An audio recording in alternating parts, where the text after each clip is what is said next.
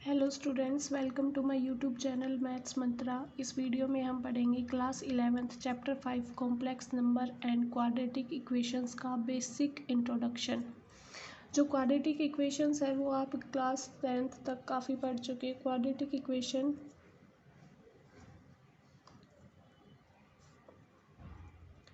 आपको पता है क्या होती है? वो इक्वेशन जिसमें आपकी हाईएस्ट पावर कितनी होगी? 2।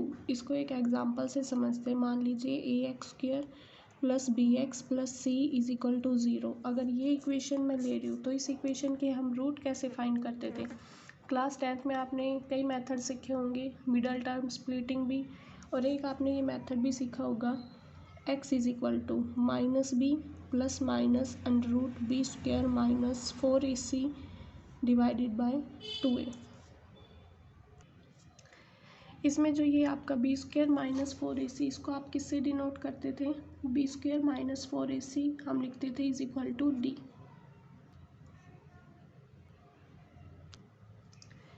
अगर आपकी इसकी वैल्यू ग्रेटर देन 0 है, यानी कि ये पॉजिटिव है, अगर d हमारा ग्रेटर देन 0 आता था तो हम कहते थे कि इस इक्वेशन के रूट हमारे कैसे होंगे?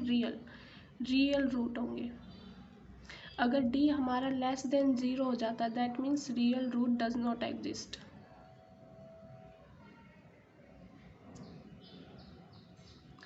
अब किसी इक्वेशन के अगर रियल रूट नहीं होंगे, दैट मीन्स उसके कैसे रूट होंगे? Imaginary root. ठीक है, इसको एक एग्जांपल से समझते हैं। x² minus 9 is equal to 0 दे रखा है, तो यहाँ पे x² किसके इक्वल हो जाएगा? 9 के। अगर मैं रूट को उस साइड लेके जाऊंगी तो क्या हो जाएगा? Plus minus √9। और आपको पता है 9 किसका रूट होता है? 3 का। तो x की वैल्यू क्या आ गई? Plus minus 3। इसको आप a² माइनस b² से भी निकाल सकते हो। वो हो जाएगा x माइनस 3 का स्क्वायर, यानी कि एक बार आएगा आपका x माइनस 3, एक बार आएगा x प्लस 3, तो उससे भी आपके x की वैल्यू क्या आएगी? Plus minus 3। अगर मैं यहीं पे इसको लिखती हूँ x² plus 9 is equal to 0, यहाँ पे आपका क्या आएगा? x² is equal to -9। x की अगर आप वैल्यू निकालोगे तो ये -9 का रूट एंड देन बाहर प्लस माइनस। आप पढ़ चुके हैं प्रीवियस क्लासेस में √4 है, उसकी वैल्यू क्या आएगी? 2, √25 की 5। अगर आपको ऐसे वैल्यू देता है √-4, √-25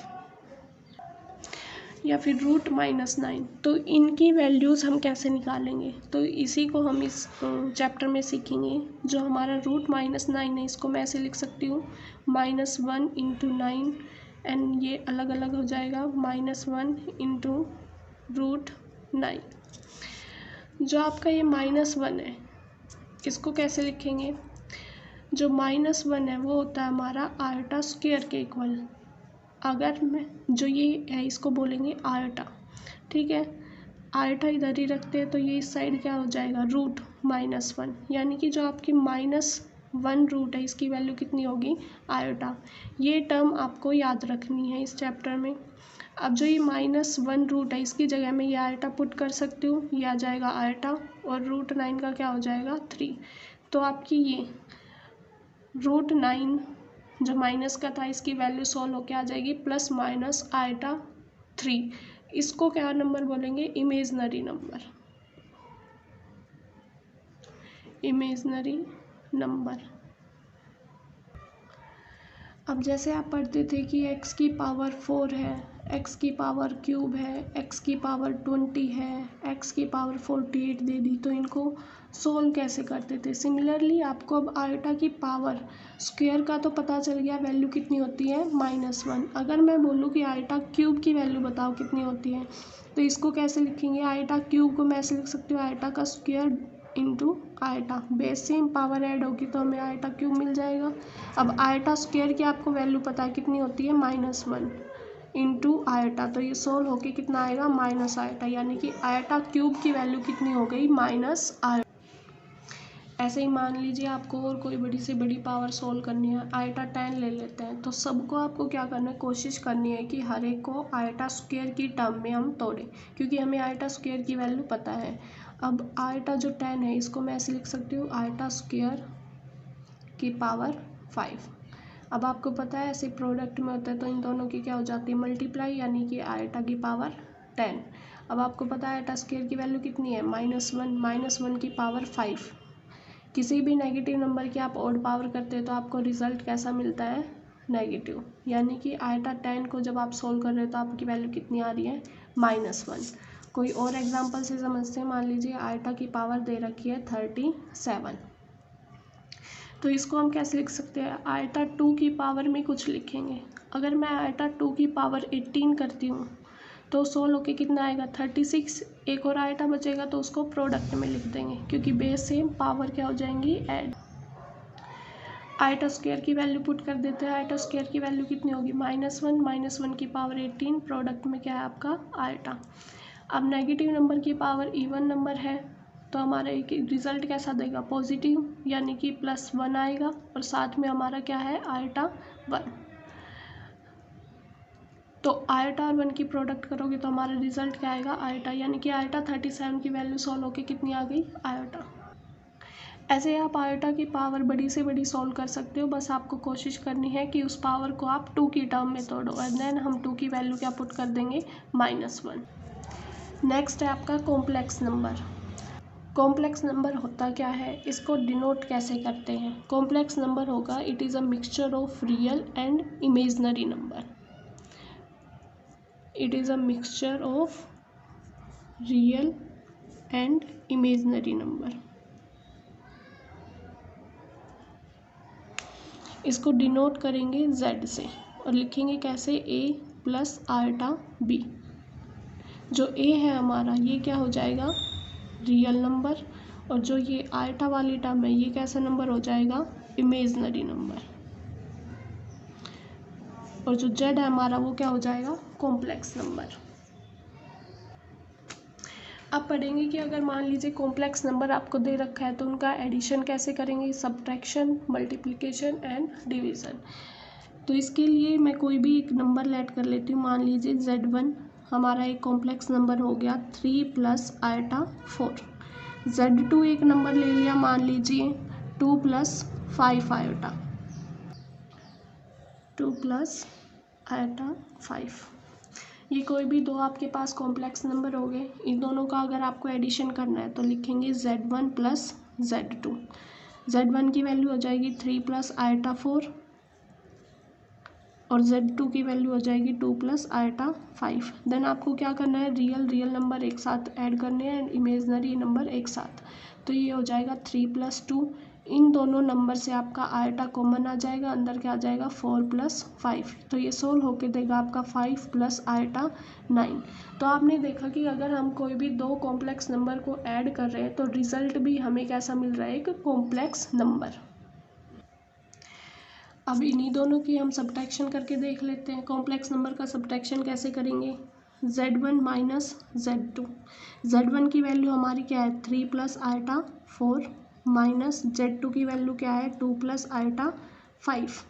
तो इसको सोल्व करेंगे तो ये आ जाएगा 3 + आयटा 4 और ये माइनस इसके साथ जाएगा तो -2 एंड -आयटा 5।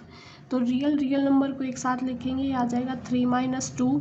इन दोनों नंबर से जब हम आयटा कॉमन लेंगे तो अंदर आ जाएगा 4 - 5। तो ये सोल्व होके कितना देगा, 3 - 2 1 एंड 4 - 5 करोगे तो आपको क्या मिलेगा, -1। तो -1 की जब मल्टीप्लाई आयटा से करोगे तो क्या आ जाएगा, -आयटा। यानी कि जब हम कॉम्प्लेक्स नंबर का सब्ट्रैक्शन करते हैं तो हमें रिजल्ट क्या मिलता है, एक कॉम्प्लेक्स नंबर। अब इनकी मल्टीप्लिकेशन देखते हैं, z1 - z2 की वैल्यू थी हमारी 3 + आयटा 4 एंड z2 की वैल्यू क्या है 2 + आयटा 5। तो इनकी सेम वैसे ही मल्टीप्लिकेशन करनी है जैसे आप प्रीवियस क्लासेस में करते आए हो। पहले 3 की मल्टीप्लाई 2 से एंड 3 की मल्टीप्लाई आयटा 5 से। सिमिलरली आयटा 4 की मल्टीप्लाई 2 से एंड आयटा 4 की मल्टीप्लाई आयटा 5 से।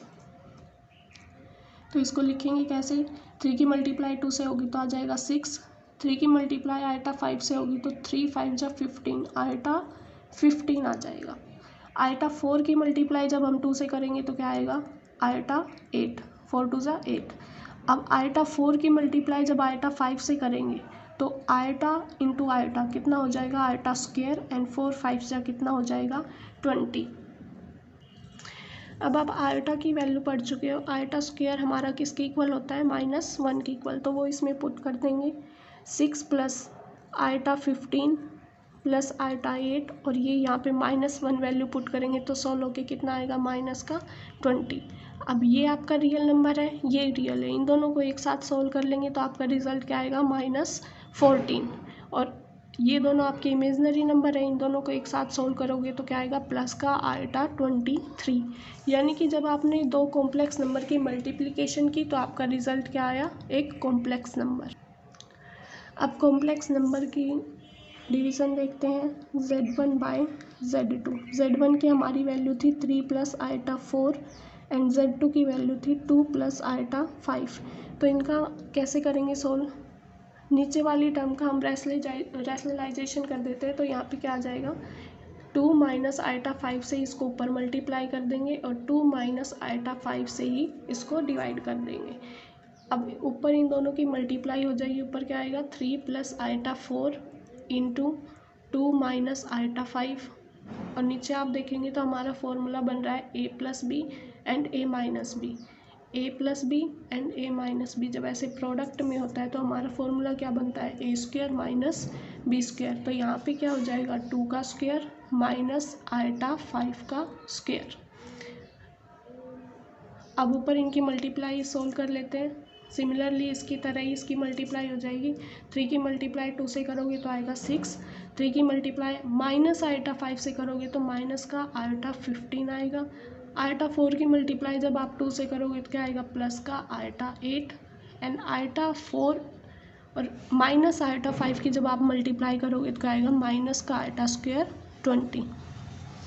डिवाइड में आपका क्या आएगा 2 का स्क्वायर 4 माइनस आयोटा 5 का स्क्वायर करोगे तो क्या आएगा आयोटा स्क्वायर 5 का स्क्वायर कितना हो जाएगा 25। अब यहाँ पे हम आयोटा स्क्वायर की वैल्यू पुट कर देते हैं दोनों जगह, -1 तो ये क्या आएगा 6, ये दोनों आपके सोल्व होके क्या देगा माइनस का आयोटा 7 और यहाँ पे आप आयोटा स्क्वायर की वैल्यू -1 पुट करोगे तो एक माइनस बाहर ऑलरेडी पहले है तो ये क्या आ जाएगा प्लस का 20। डिवाइड में क्या आएगा 4, यहाँ पे आयोटा स्क्वायर की वैल्यू -1 पुट करोगे तो एक माइनस पहले से ही बाहर है तो क्या आ जाएगा प्लस का 25। अब ऊपर वाले रियल नंबर को एक साथ ऐड कर देते हैं तो क्या आ जाएगा 26 माइनस आयोटा 7 और डिवाइड में क्या आएगा 29। आप चाहो तो इनको ऐसे सेपरेट करके भी लिख सकते हो, क्या हो जाएगा 26/29 और माइनस आयोटा और 7/29। तो ये आपकी किसकी आ गई Z1/Z2 की वैल्यू, ठीक है। यानी कि आपने देखा कि कॉम्प्लेक्स नंबर है आपके पास दो, तो उनका एडिशन किया तो हमारे पास रिज़ल्ट कॉम्प्लेक्स नंबर आया। अगर उनके सब्ट्रैक्शन करते हो तो भी आपका रिज़ल्ट कॉम्प्लेक्स नंबर है, मल्टीप्लिकेशन या डिवीज़न करते हो तो भी आपका रिज़ल्ट क्या है, एक कॉम्प्लेक्स नंबर। अब हम देखेंगे कि किसी भी कॉम्प्लेक्स नंबर का एडिटिव इन्वर्स कैसे निकालते हैं और मल्टीप्लिकेटिव इन्वर्स कैसे निकालते हैं। मान लीजिए z कोई भी कॉम्प्लेक्स नंबर है हमारे पास 2 प्लस आयोटा 3, तो इसका एडिटिव इन्वर्स यानी कि इसमें z में मैं क्या ऐड करूँ कि रिज़ल्ट हमारे पास क्या आए 0। तो इसके लिए क्या करेंगे z के आगे माइनस साइन लगा देंगे, -z minus of 2 plus iota 3, तो ये माइनस अंदर जाएगा तो -2 माइनस आयोटा 3, यानी कि जो z हमारे पास वैल्यू थी 2 प्लस आयोटा 3 उसका एडिटिव इन्वर्स क्या आ गया -2 माइनस आयोटा 3, यानी जब आप इसमें इसको ऐड करेंगे तो रिज़ल्ट आपके पास क्या आएगा 0। तो ये इसका क्या हो गया एडिटिव इन्वर्स। अब मान लीजिए z आपके पास जो कॉम्प्लेक्स नंबर है इसी का आपको क्या निकालना है मल्टीप्लिकेटिव इन्वर्स, यानी कि z को मैं किससे मल्टीप्लाई करूँ कि मेरे पास क्या आए 1 आए। तो इसको किससे मल्टीप्लाई कर देंगे 1/z से, जो आपको कैंसिल होके क्या देगा 1, यानी कि जो भी आपको कॉम्प्लेक्स नंबर दे रखा है उसका आपको क्या कर देना है रेसिप्रोकल 1/2 प्लस आयोटा 3। फिर इसका क्या कर देंगे हम रैशनलाइजेशन 2 माइनस आयोटा 3 से ही मल्टीप्लाई 2 माइनस आयोटा 3 से ही डिवाइड। तो ये सोल्व होके क्या आएगा आपका 2 माइनस आयोटा 3 और डिवाइड में क्या आ जाएगा a plus b a minus b, यानी a square minus b square, 2 का स्क्वायर माइनस आयोटा 3 का स्क्वायर। इसको सोल्व कर लेंगे 2 माइनस आयोटा 3, 2 का स्क्वायर कितना हो जाएगा 4 और ये सोल्व होके क्या आएगा, माइनस का आयटा स्क्वायर एंड 3 का स्क्वायर कितना हो जाएगा 9। अब आयटा स्क्वायर की वैल्यू आपको पता है कितनी होती है -1, वो यहाँ पे पुट कर देंगे तो आएगा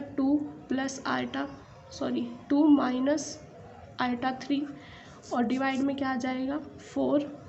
आयटा स्क्वायर की वैल्यू -1, एक माइनस ऑलरेडी बाहर है तो आपका सोल्व होके क्या आएगा +9। तो ये आपका आ जाएगा 2 माइनस आयटा 3 डिवाइडेड बाय 13। तो ये आपका क्या आ गया, इसका मल्टीप्लिकेटिव इन्वर्स, यानी जब आप z = 2 + आयटा 3 को इससे मल्टीप्लाई करोगे तो आपकी वैल्यू क्या आएगी 1। तो इस तरह से निकालते हैं additive inverse and multiplicative inverse. I hope आपको क्लियर हो गया होगा। अगर आपको कोई भी डाउट रहता है तो आप कमेंट सेक्शन में पूछ सकते हो। Otherwise like the video and thanks for watching.